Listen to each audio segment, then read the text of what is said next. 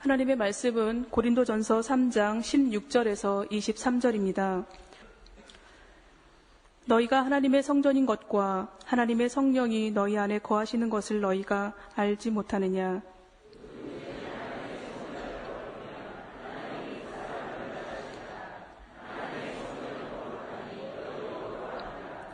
아무도 자기를 속이지 말라. 너희 중에 누구든지 이 세상에서 지혜 있는 줄로 생각하거든 미련한 자가 되어라. 그리하여야 지혜로운 자가 되리라. 기록된 바 지혜 있는 자들로 하여금 자기 계율에 빠지게 하시느니라 하였고, 또 주께서 지혜 있는 자들의 생각을 헛것으로 하신다 하셨느니라. 그런즉 누구든지 사람을 자랑하지 말라.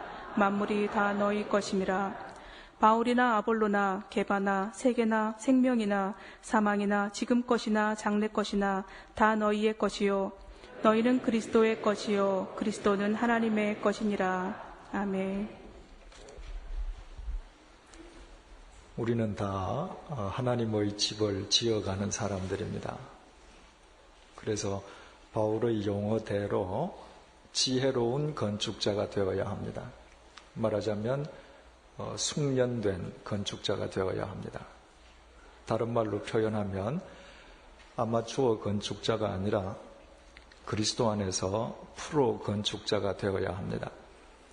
아마추어는 자기 좋은 대로 자기 하고 싶을 때 하는 사람들이에요. 프로는 내가 싫어도 하기 싫을 때에도 해야 되기 때문에 하는 사람들입니다. 그것을 바울은 나무나 짚이나 풀로 하나님의 집을 짓는 사람, 자기 편한 대로 다 하고 그저 나머지 시간으로 하나님의 집을 짓는 사람으로 표현하고, 숙련된 건축가를 금, 은, 보석으로 하나님의 집을 짓는 자다. 진정으로 자기의 삶을 그 목적을 위해서 던지는 사람들이라고 말을 했습니다. 그리고 결국 하나님의 심판날에 모두 하나님의 셈하심을 받는다는 것입니다. 그래서 지혜로운 건축자는 하나님의 상을 받고, 그러지 못한 자는 해를 받는데, 그 해라는 것은 마치 불 속에서 도망 나온 것처럼 자기 자신에 대해서 수치를 느끼게 된다. 그렇게 이야기를 했습니다. 따라서 우리가 이 세상에 살아있는 동안에 정말 그리스도인으로서 우리가 숙련된 건축자로 살아가기 위해서는 이 땅에서가 아니라 하나님 앞에서 하나님으로부터 받을 상에 대한 믿음과 소망을 갖고 있어야 된다고 했습니다. 그렇지 않으면 결국 우리는 이 세상의 편안한 삶을 목적으로 살다가 끝나게 되거든요. 여러분, 사도 바울도 우리와 성정이 같은 사람이었습니다.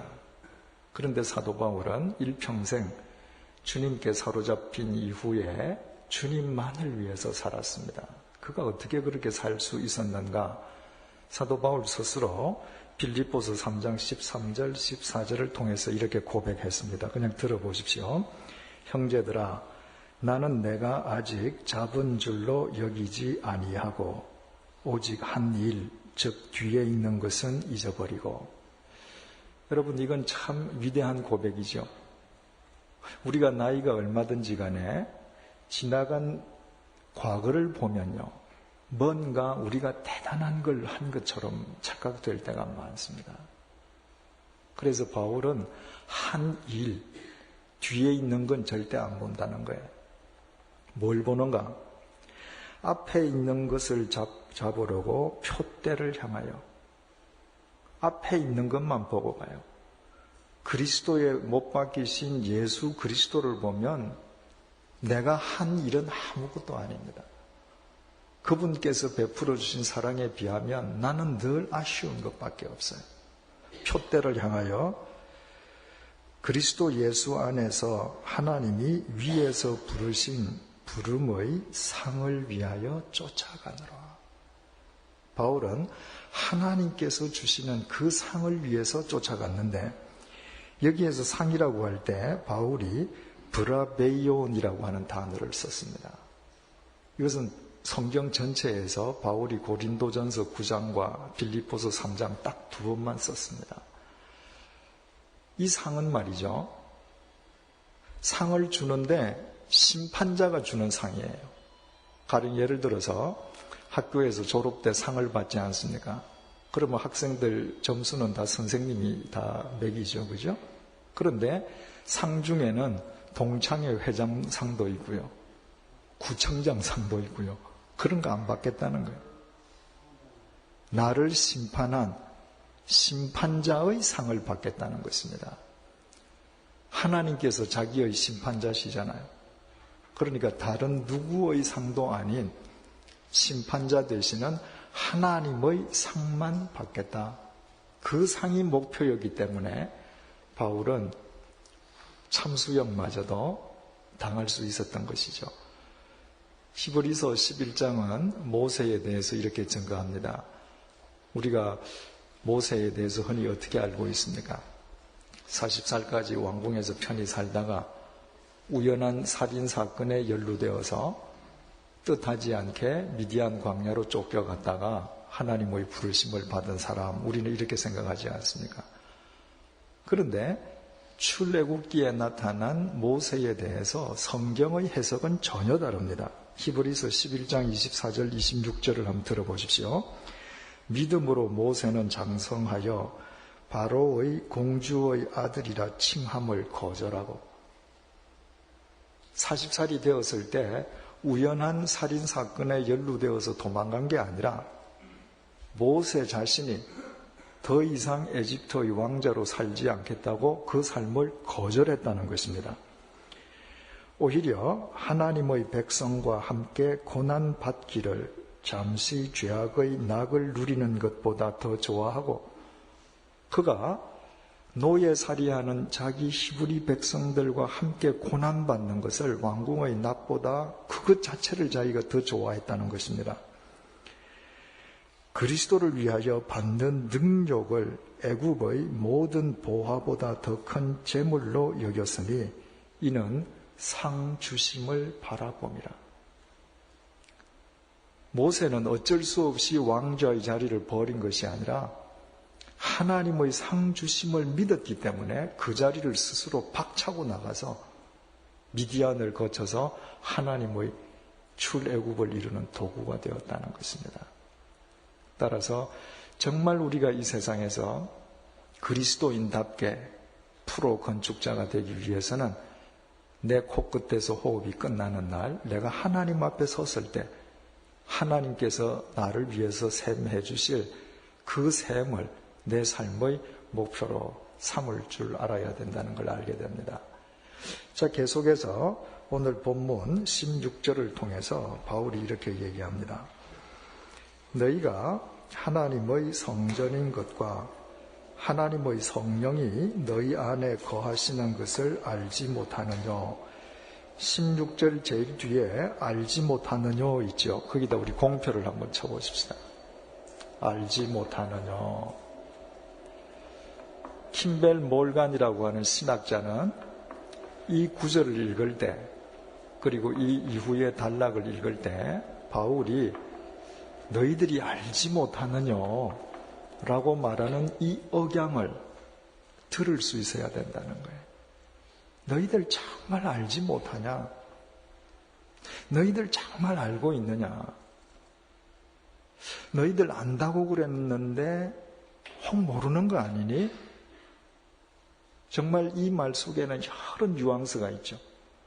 그러면 너희들이 뭘 알지 못하느냐고 지금 바울이 이처럼 간곡한 억양으로 이야기를 하고 있는가? 16절을 다시 보시겠습니다. 너희가 하나님의 성전인 것을 모르느냐? 이게 참 얼마나 놀라운 표현인지요. 지금 이 편지를 받는 고린도 교회는 어떤 상태에 있죠? 분열이 일어났습니다. 대립이 일어났습니다. 서로 싸웁니다. 그런데 바울은 그들을 향해서 너희들이 하나님의 성전인 것을 모르느냐? 너희들이 하나님의 성전이라는 사실을 정말 아느냐? 너희들이 하나님의 성전이라는 것을 정말 안다면 그렇게 살 수 있느냐? 그들에게 하나님의 성전임을 다시 한번 상기시켜 주고 있습니다. 신약 성경을 기록한 헬라어로 성전을 가리키는 단어가 두 가지가 있습니다. 첫째로는 히에론이라고 하는 단어가 있는데, 이 히에론이라고 하는 단어는 예루살렘 성전 건물이지 않습니까? 그 건물을 포함해서 옆에 있는 뜰, 성벽까지를 다 포함해서 소위 성전 지역, 템플 에리어 자체를 가리키는 단어가 히에론이에요. 또 하나의 단어는 나오스라고 하는 헬라어 단어가 있는데, 그 단어는 그 큰 성전 지역 내에서 바로 성전 본체 건물, 그 중에서도 지성소만을 일컬을 때 나오스라는 단어를 씁니다. 그런데 사도 바울이 여기에서 너희들이 하나님의 성전임을 알지 못하느냐라고 이야기할 때 나오스라는 단어를 썼다는 것입니다. 자, 우리가 영상을 한번 보십시다.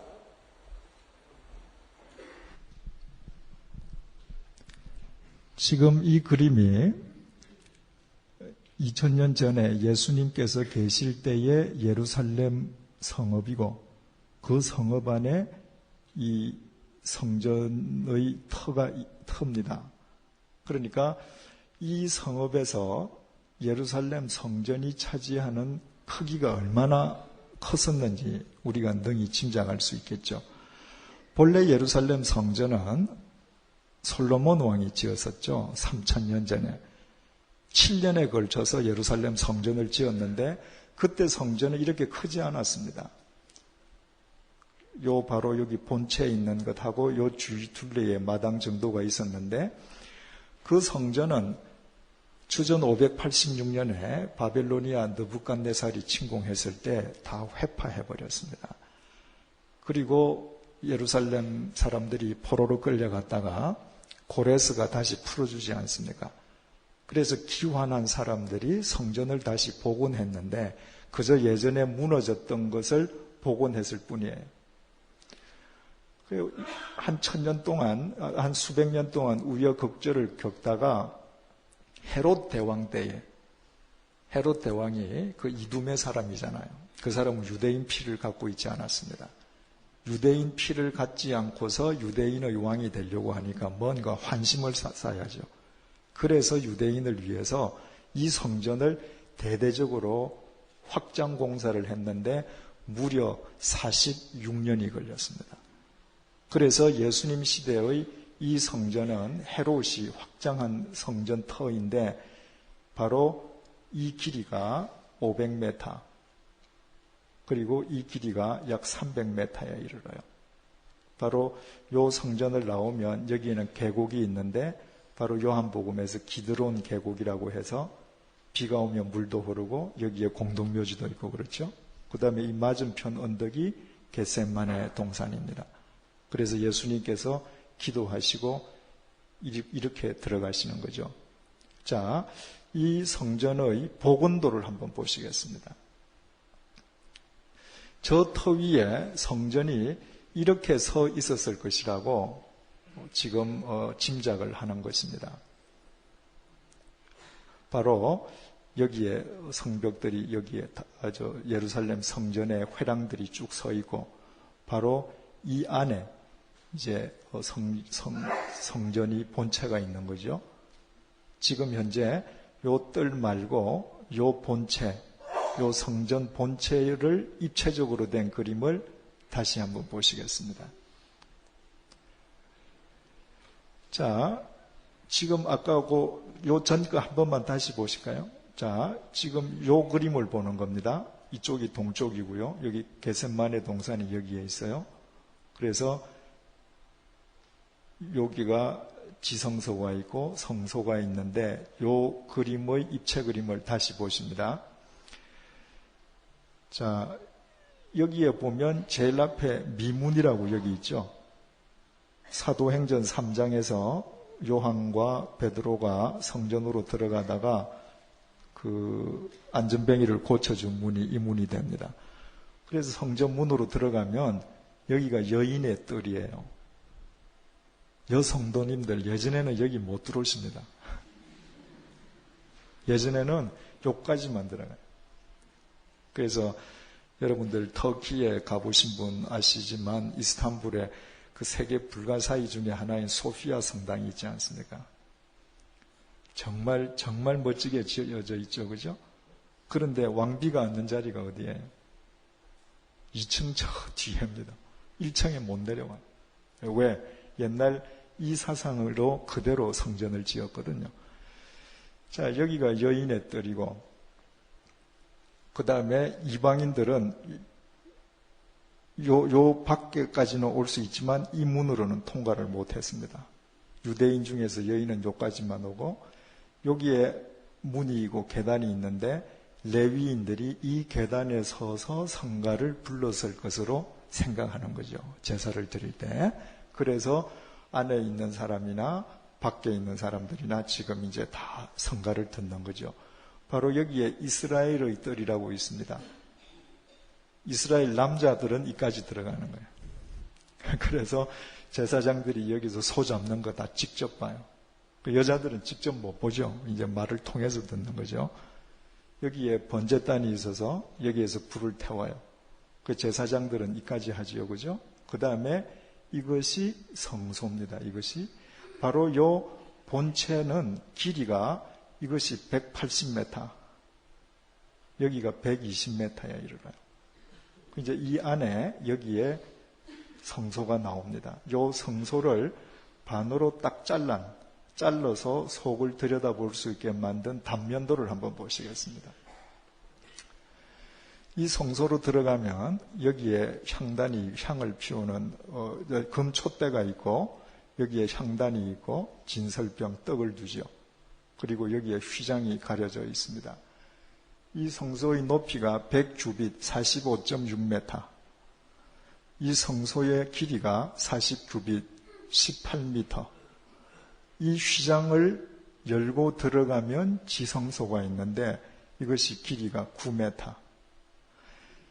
이스라엘 남자들은 이까지는 들어갈 수 있습니다. 제사장은 이까지 들어갈 수 있어요. 이 속은 대제사장만 1년에 한 번 들어가요. 왜? 하나님이 저기 계신다고 믿었던 것입니다. 바로 이 지성소가 나오스예요. 아까 큰 뜰까지 다 있었죠. 그것은 히에론입니다.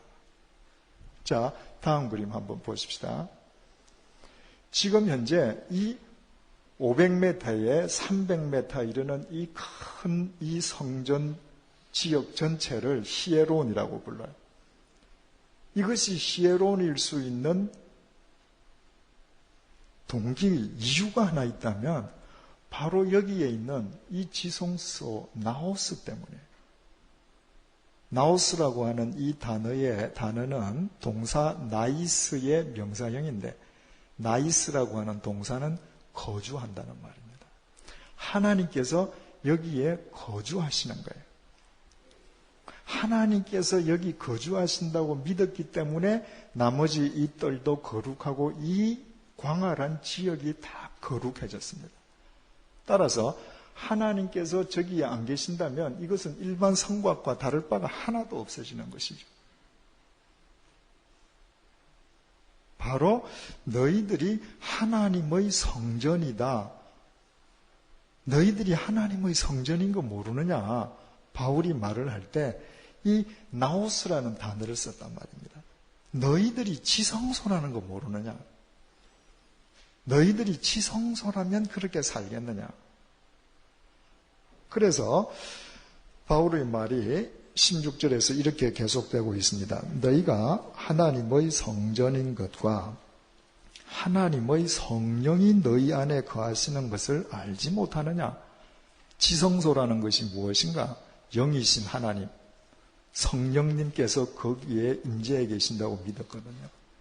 따라서 너희가 나오스다라고 하는 것은 바로 성령님께서 너희 속에 계시는데 그건 너희들 지금까지도 모르고 사느냐.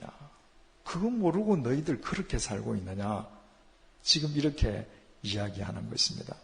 바울이 성령이 너희 안에 거하시는 것을 이렇게 이야기하잖아요. 너희 안에, 헬라말로 엔 휘민이라고 쓰여 있는데, 이 엔 휘민이라고 하는 것은 두 가지로 번역이 돼요. 첫 번째로는 너희 가운데, 너희 모두 가운데 이 말입니다. 고린도 교회를 이루고 있는 고린도 교인 너희들 모두의 가운데 성령께서 계시는 거 너희들이 정말 모르느냐?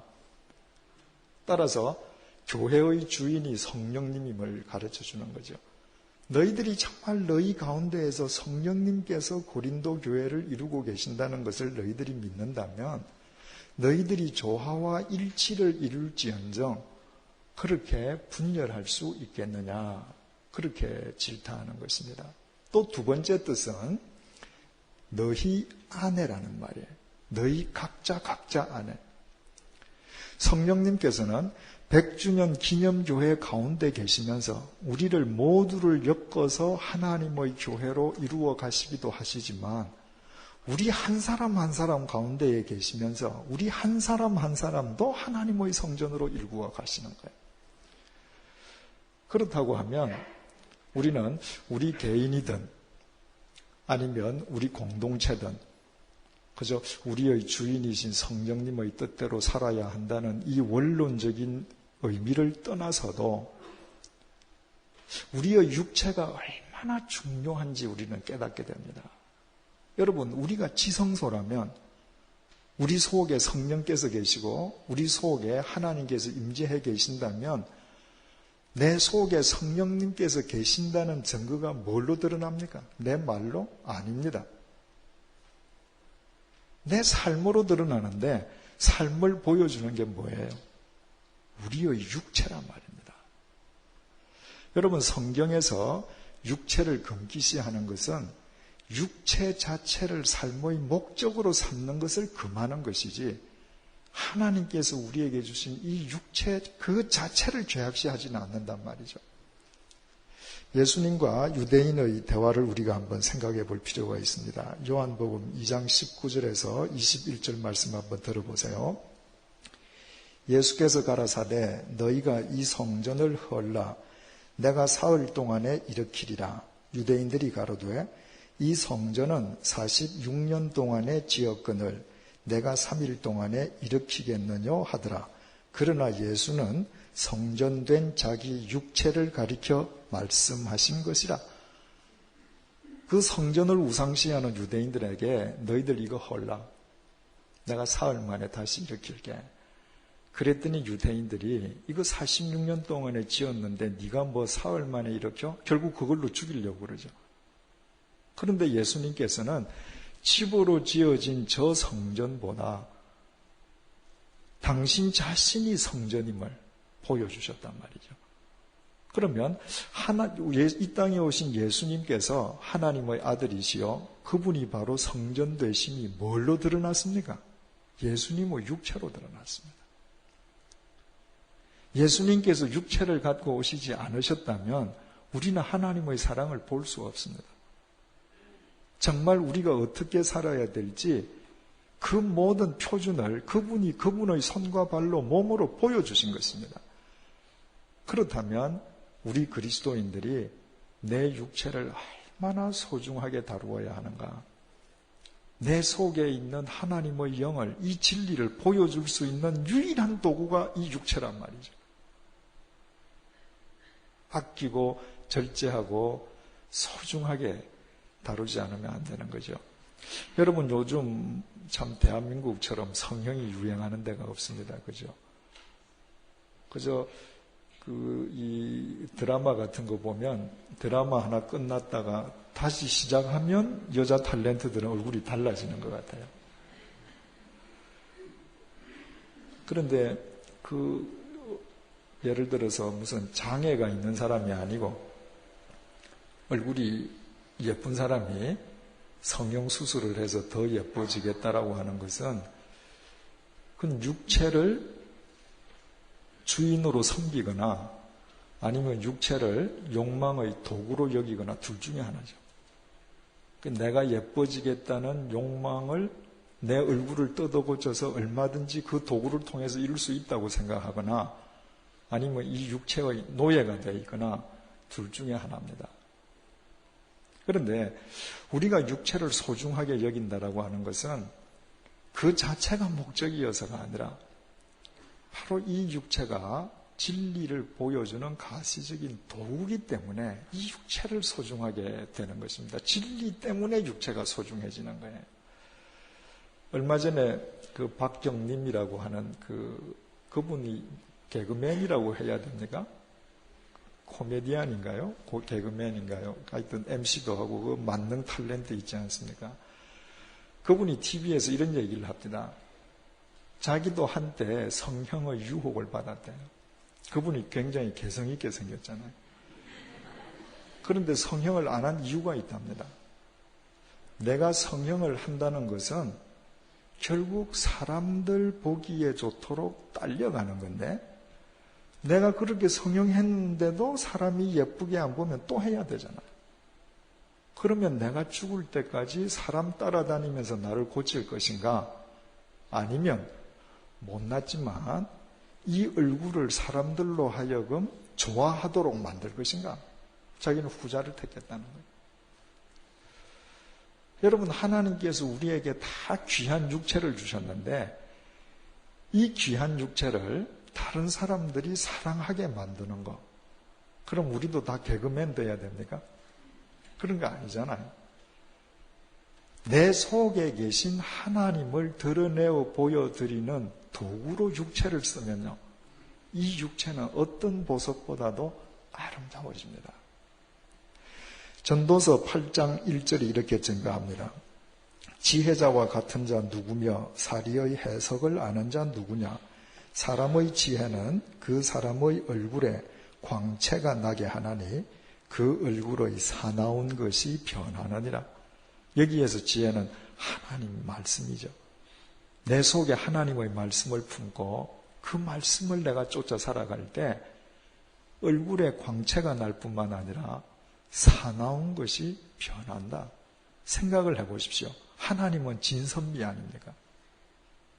그 진과 선과 미의 주체이신 하나님이 내 속에 계시고 내가 끊임없이 그분을 보여주기 위해 살아갈 때 어떻게 내 얼굴에 광채가 안 나고 사나운 것이 변치 않겠습니까? 우리말로 얼굴이라고 하는 것이 원형은 얼꼴이라 그러죠. 그죠? 내 속에 있는 영의 꼴, 형태가 이걸로 드러난다는 거예요. 내가 정말 내 속에 있는 영이 하나님을 주인으로 모시고 하나님과 동행하는 영의 삶을 살면 그 영은 이 얼굴을 통해서 보이는 겁니다. 사람을 감화감동시키는 거예요. 그러나 내가 하나님을 믿는다라고 하면서도 내 육체를 욕망의 도구로만 쓰면 우리의 얼굴은 아무리 화장을 해도 결국 어느 이상이 될 수는 없는 것이죠. 자, 너희들이 그렇게 성령께서 너희들의 주인이 되고 계시는 거, 그건 너희들 모르냐? 바울이 지금 묻는 겁니다. 우리 성경으로는 알지 못하는 자가 제일 뒤에 있는데요. 헬라말 성경을 보면 이 말이 제일 먼저 나옵니다. 알지 못하느냐.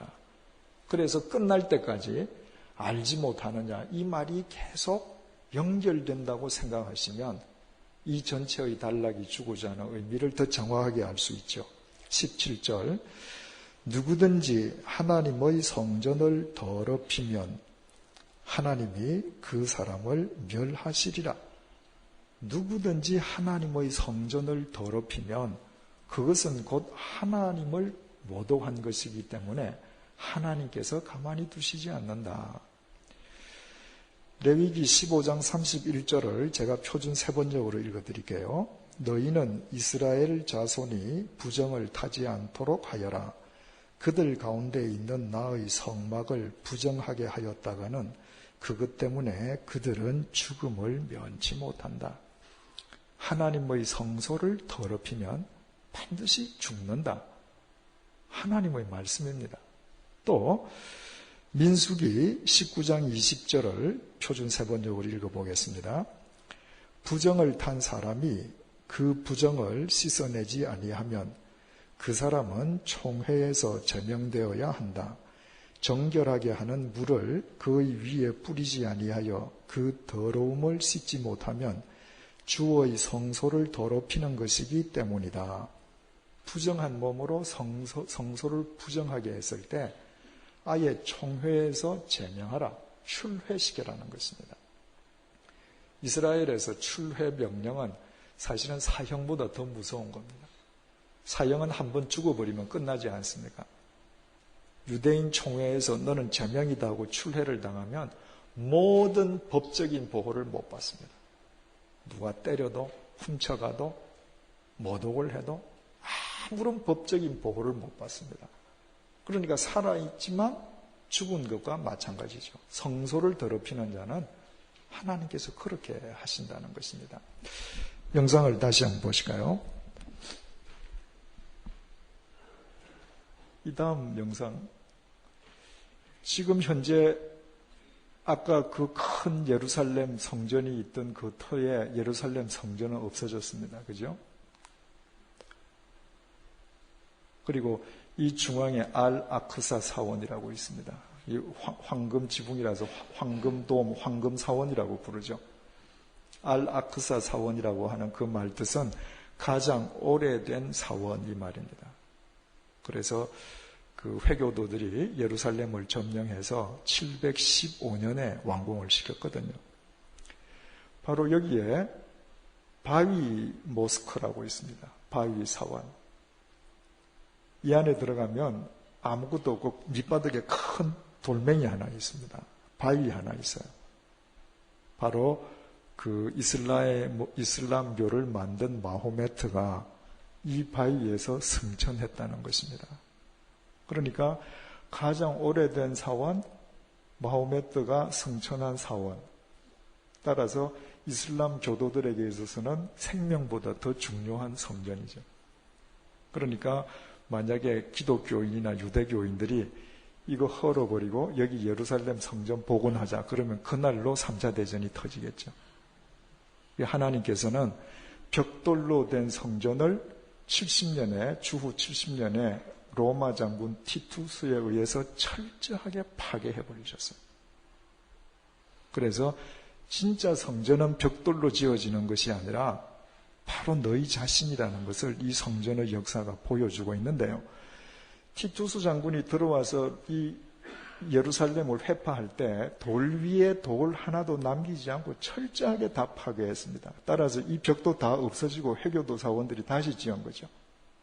바로 이 서쪽에 아래쪽 벽 일부만 남겨뒀습니다. 이유는 로마 황제는 마음만 먹으면 무엇이든지 다 파괴해 버릴 수 있다는 증거로 남겨뒀습니다. 그게 지금 그 유명한 통곡의 벽이에요.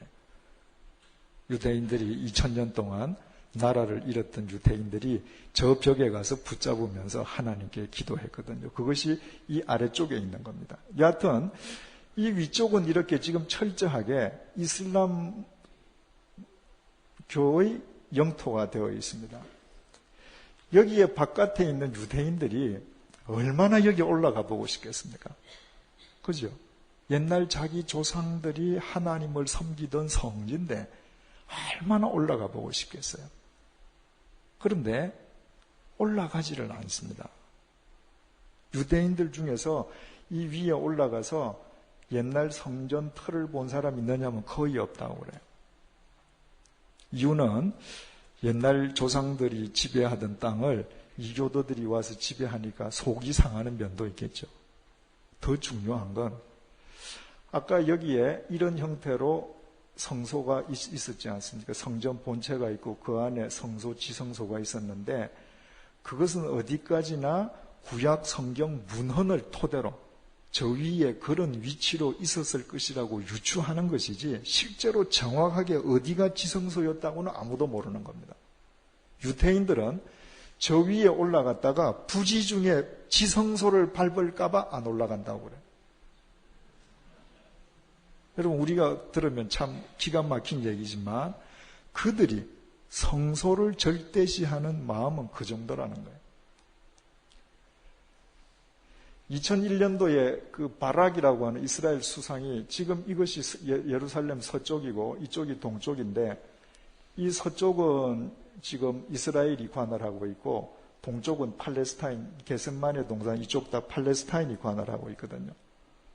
그래서 그 바락이라고 하는 수상이 클린턴 대통령의 임기 말기에 그 팔레스타인 알라파트하고 협상을 하면서 예루살렘 이거 다 포기할 수 있다라고 이야기를 했습니다.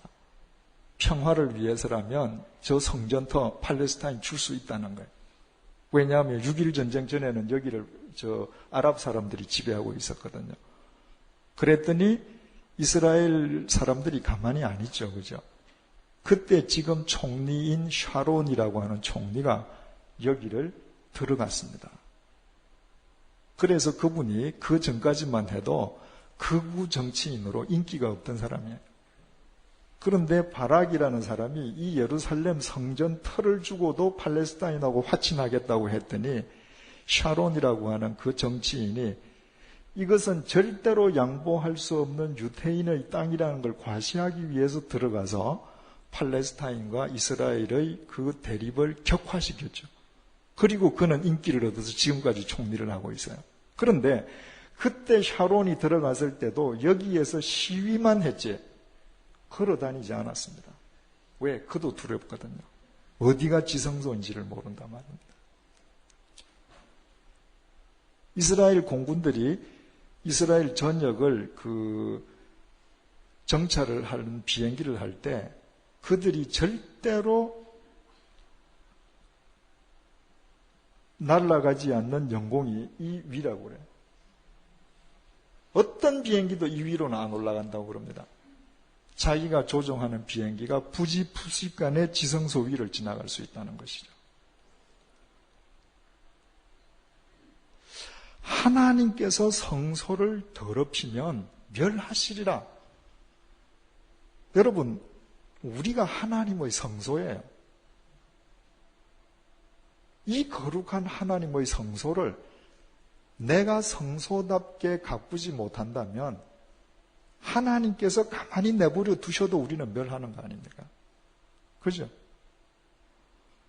그 사실을 너희들이 알지 못하느냐? 너희들이 안다고 하면서도 그렇게 사는 거 보니까 결국 모른다는 얘기밖에 더 되느냐? 지금 바울은 그 얘기하는 거예요. 17절 말씀, 누구든지 하나님의 성전을 더럽히면 하나님이 그 사람을 멸하시리라. 하나님의 성전은 거룩하니 너희도 그러하니라. 하나님의 성전은 거룩하니 너희도 그러하니라. 이 뒷부분 너희도 그러하니라. 이 말은 그것이 바로 너희니라 이 말입니다. 하나님의 성전은 거룩한데 그 거룩한 성전이 바로 너희다. 너희 자신을 이렇게 하나님 앞에서 지키라는 것입니다. 지금 바울이 너희들 알지 못하느냐로부터 시작한다고 했는데 바로 이 구절에서도 너희들 알지 못하느냐는 그 바울의 반문이 에코가 되어서 우리 귀속을 메아리 치는 거죠. 자, 그 다음에 18절부터 20절은요, 하나님의 지혜와 사람의 지혜를 대비해서 보여주고 있는데, 고린도전서 1장에서 이미 하나님의 지혜와 사람의 지혜를 바울이 설명을 했습니다. 그 고린도전서 1장에서의 설명은 일반적인 관점에서의 설명이라면 지금 오늘 본문 18절에서 20절까지의 하나님의 지혜와 사람의 지혜는 바로 너희가 성전이라는 대전제 조건 하에서 다시 설명하는 거예요. 그래서 그 사실을 우리가 머릿속에 넣고서 본문을 보면 훨씬 이해가 빠르죠. 자, 지금 우리가 성전입니다. 하나님 성전이에요. 여기에 지금 하나님의 거룩하신 영이 지금 우리 속에 계셔요. 좌정에 계셔요. 여기가 지성소예요. 그걸 생각하고 18절을 보십시다. 아무도 자기를 속이지 말라. 아무도 자기를 속이지 말라. 예수 믿는 사람들이 내가 조금만 예수 잘 믿고 결심하면요, 남 안 속이는 건 굉장히 쉽습니다. 장사가 손님 속이지 않는 거 대단히 쉽습니다. 죽을 때까지 뭐가 어렵는가? 자기를 속이지 않는 게 어렵습니다. 자신을 속인다는 것을 다르게 표현하면 뭐예요? 스스로 속는 겁니다. 자신이 속는다라고도 인식하지 않고 스스로 속는 거예요. 갈라디아서 6장 3절입니다. 만일 누가 아무것도 되지 못하고 된 줄로 생각하면 스스로 속임이니라. 되지 않고 된 줄로 생각하면 스스로 속이는 자다. 여러분, 우리 사회에서 거짓이 만연되어 있다고 매일 언론 사설에서도 질타를 하고 수많은 사람들이 말을 합니다. 그 사람들은 정직한가? 자기도 정직하지 않으면서 남의 부정직만 이야기하면 그 사람은 스스로 지금 속는 거예요. 자기도 정직 안 하면서 자기는 정직한 것처럼 지금 착각하고 있는 것입니다. 실제로는 교만한데 자기가 굉장히 겸손하다고 착각하는 거, 스스로에게 지금 속고 있는 거예요. 지금 뭘 스스로 속이지 말라고 18절에서 이야기하는가?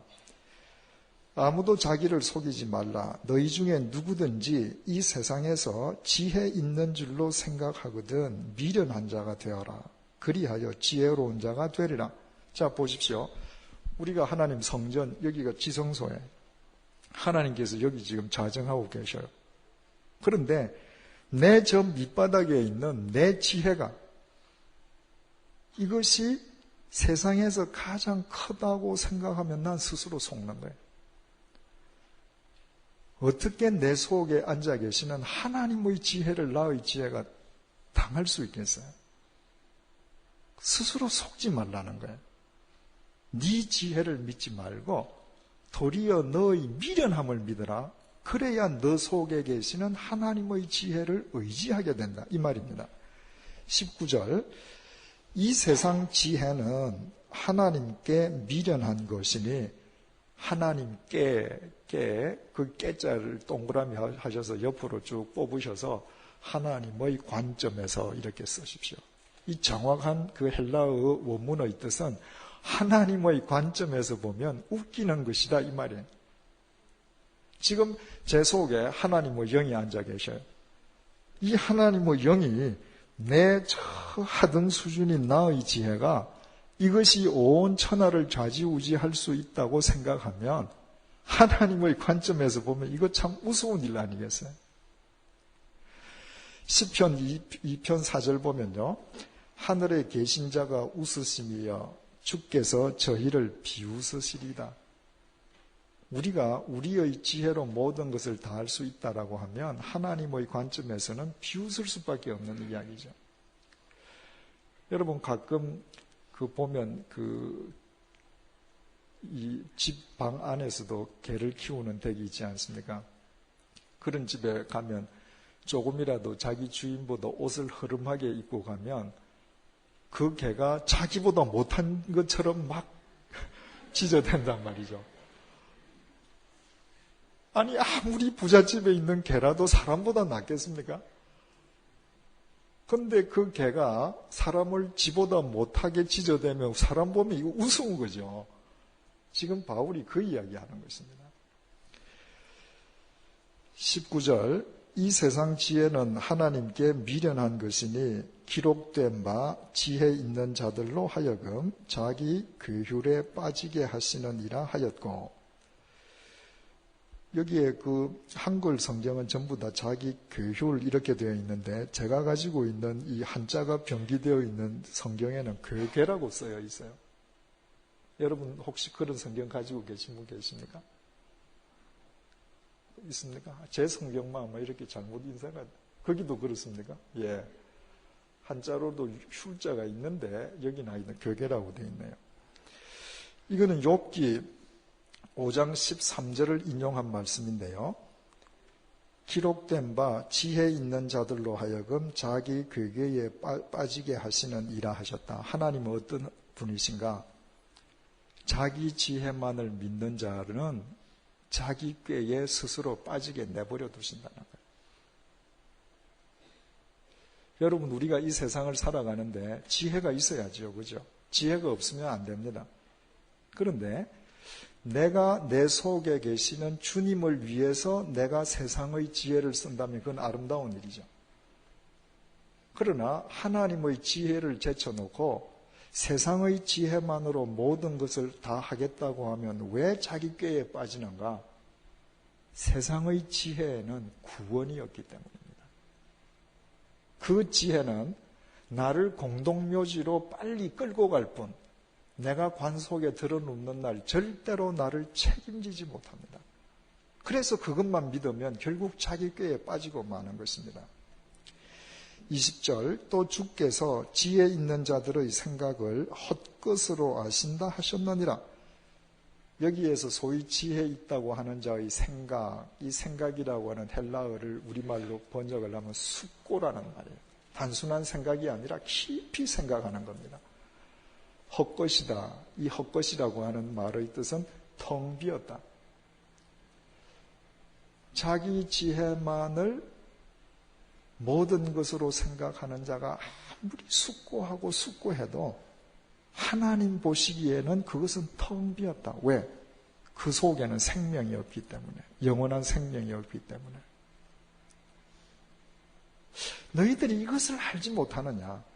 하나님께서 너희 속에 자정하고 계시고 너희들이 지성소인데 왜 그 하나님의 지혜를 쫓아 생명의 삶을 살지 아니하고 그 저급한 너희들의 지혜를 쫓아서 스스로 자기 꾀에 빠지고 있느냐? 그걸 너희들이 모르느냐?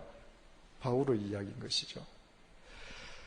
마지막 21절부터 23절에 바울이 위대한 선언을 하고 있습니다. 그런즉 누구든지 사람을 자랑하지 말라. 만물이 다 너희 것임이라. 바울이나 아볼로나 게바나 세계나 생명이나 사망이나 지금 것이나 장래 것이나 다 너희의 것이요 너희는 그리스도의 것이요 그리스도는 하나님의 것이니라. 이 언론의 이야기가 참 어려운 말입니다. 이건 뒤에서부터 읽으면 이해하기가 쉬워요. 그리스도는 하나님의 것이고 너희, 고린도 교회 너희는 그리스도의 것이고 게바나 바울이나 아볼로나 세계나 생명이나 사망이나 지금 것이나 장래 것은 다 너희 것이다. 자, 이것을 이해하기 쉽게 그림으로 한번 그려보십시다. 하나님이 계셔요. 하나님께서 이 세상을 위해서 그리스도를 보내주셨습니다. 지금 바울은 그리스도는 하나님의 것이다.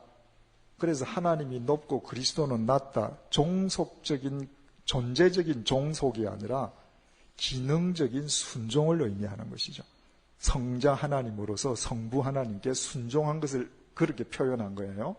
그리스도는 하나님의 것이고 그 그리스도께서 이 세상의 교회를 세워서 너희 고린도 교회뿐만 아니라 100주년 기념교회 우리 모두 공동체 및 한 개인은 그리스도의 것이다. 그리고 이 세상 만물은 다 교회의 것이다. 너희 것이다. 만물 모든 것이 다 뭔가? 바울, 게바, 아볼로 이거 다 너희를 위한 것이다. 무슨 말이겠습니까? 바울과 게바나 아볼로는 너희들의 삶의 목적이 되는 사람이 아니라 너희들을 바른 교회가 되도록 하나님께서 이 세상에 보내어준 도구밖에 안 된다. 세계가 다 너희 거라는 게 뭐겠어요? 하늘도 땅도 별도 산속에 있는 이름 없는 꽃도 하나님께서는 하나님의 자녀인 다 너희들을 위해서 준 것이다. 죽음, 생명도 너희 것일 뿐만 아니라 너희들은 죽음의 지배를 받지 않는다. 너희들은 죽음에마저도 주인으로 너희들은 행세한다. 지금 있는 것뿐만 아니라 장래 오는 것 모든 것도 다 너희들 것이다. 여러분 이게 무슨 의미겠습니까? 소유의 개념으로 지금 얘기하는 것일까요? 그렇지 않죠. 다음 영상 보십시오. 세상 질서의 중심으로 너희들 것이라는 것입니다. 바로 이 세상 모든 것, 인간의 죽고 살고 태어나는 인생 모든 것, 오늘날 것이나 미래 모든 것, 모든 사람, 이 모든 것을 통해서 이들과 바른 관계를 맺고 이 세상에서 어떤 삶을 살아가야 될 것인지 진리 안에서의 질서의 중심으로 세워진 것이 너희들이라는 사실을 모르느냐? 바로 바울과 게바와 아볼로는 그것을 위해서 하나님께서 보내주신 도구에 지나지 않는데, 너희들이 어떻게 바울과 게바와 아볼로를 섬기면서 그들을 절대시하고 하나님을 부정하고 너희들이 서로 대립하느냐? 지금 바울은 이 말을 하고 있는 것입니다. 여러분, 이 세상은 모두 하나님께서 우리에게 맡겨주신 것입니다. 소유로 맡겨주신 것이 아니라 어떻게 우리가 진리 안에서 사랑과 더불어 살면서 의를 구현하고 이 땅에 하나님 나라를 일구어 가야 될 것인지, 하늘을 향해서 땅을 향해서 바다를 향해서 사람을 향해서 우리는 보여주도록 하나님께로부터 선택받은 하나님의 지체들입니다. 그것을 여러분들 알고 계셔요? 바울은 묻는 것입니다. 너희들이 알지 못하느냐? 그렇다면 목사 이제처럼 뭔가 여러분들이 세상 질서의 중심으로 사실 수 있도록 하나님께로부터 쓰임받는 도구에 지나지 않는 것입니다. 세상을 변화시키는 사람은 목사 이재철이 아닙니다. 저는 예배당 안에서 여러분들이 세상을 변화시키는 하나님의 성전으로, 하나님의 지성소로 살아가실 수 있도록 여러분을 돕는 것이고, 이 세상 속에서 세상을 바꾸는 사람들은 여러분들 각자인 것을 모르느냐? 하나님께서 이렇게 말씀하시는 겁니다. 여러분들이 그렇게 큰 존재적 의미를 갖고 계시기 때문에 하나님께서는 여러분 속에 계시면서 여러분을 당신의 지성소로 만드시고 여러분을 당신의 성전으로 만들어 가시는 것입니다. 여러분들께서는 초신자도 많이 계시지만 또 다른 교회 다니시다가 뭔가 좀 더 신앙생활을 열심히 해보시기 위해서 정말 주님을 중심으로 섬겨보시기 위해서 오신 분들이 많습니다. 저는 단지 이 그리스도와 하나님을 보여드리는 하나님의 손가락에 지나지 않습니다. 여러분들이 저를 봄으로 해서 그리스도와 하나님을 보지 못한다면, 아니 저를 봄으로 해서 여러분들 자신이 세상 중심의 하나님의 성전이 되지 못한다면 우리는 안 만나는 것이 피차 행복해지는 것입니다. 네. 여러분 한번 생각을 해보십시오. 이 예배당 안에서 여러분들이 정말 하나님의 성전임을 여러분들이 깨닫고 세상 질서의 중심의 그 마음으로 진리의 등불을 하나씩 품고 오늘 우리가 헤어진다고 생각을 해보십시다. 여러분들이 이 캄캄한 밤에 진리의 불이 되어서 쭉 서울 시내로 퍼져나가셔요. 그리고 내일 아침이 되어서 그 진리의 불을 밝히면서 여러분들이 이 세상 속에서 하나님의 성전으로 살아가십니다. 여러분들만으로도 세상은 100번 바뀔 수 있습니다. 너희가 하나님의 성전인 것을 모르느냐? 하나님의 성령이 너희 안에 거하시는 것을 알지 못하느냐? 하나님이 성전을 더럽히면 멸하시는 것을 알지 못하느냐? 성전이 거룩하니 그 성전이 바로 너희임을 알지 못하느냐? 너희는 그리스도의 것이요 그리스도는 하나님의 것임을 알지 못하느냐? 하나님이 만물을 다 너희에게 주셨음을 알지 못하느냐? 주님, 사도 바울이 2000년 전에 고린도 교회를 향해서 했던 그 말이 오늘 우리의 귓가에 메아리 치고 있습니다. 주님, 우리가 정말 이 사실을 알고 있는지, 안다고 하면서도 실은 모르는 것은 아닌지 우리 자신을 성찰할 수 있도록 은혜 베풀어 주셔서 감사합니다. 어떤 경우에도 스스로에게 속는 어리석은 자가 되지 말게 도우소서. 내 속에 계시는 하나님의 영을 날마다 의식하게 도우시고 내 삶을 지성소로 아름답게 가꾸어 갈 수 있도록 도와주옵소서. 보이지 않는 하나님의 영을 우리의 육체를 통해서 이 세상 사람들에게 보여줄 수 있도록 도와주시고 이 혼탁한 세상에서 머리 숙인 주님의 자녀들이 진리의 빛으로 빛을 발하며 살아갈 수 있도록 도와주옵소서. 그리하여 하나님께서 이 교회를 세우시고 이 교회를 통해서 이 역사 속에 이루시기 원하시는 하나님의 뜻이 우리의 일거수일투족을 통해서 아름답게 이루어져 나아갈 수 있도록 역사해 주십시오. 우리 주 예수 그리스도의 은혜와 하나님의 사랑과 성령의 교통하심이 하나님의 성전이요 거룩하신 하나님의 영이 우리 속에 계심을 날마다 인식하며 살아갈 것을 결단하는 주님의 사람들과 100주년 기념교회 위에 이제로부터 영원토록 함께 해주시기를 간절히 축원하옵나이다. 아멘.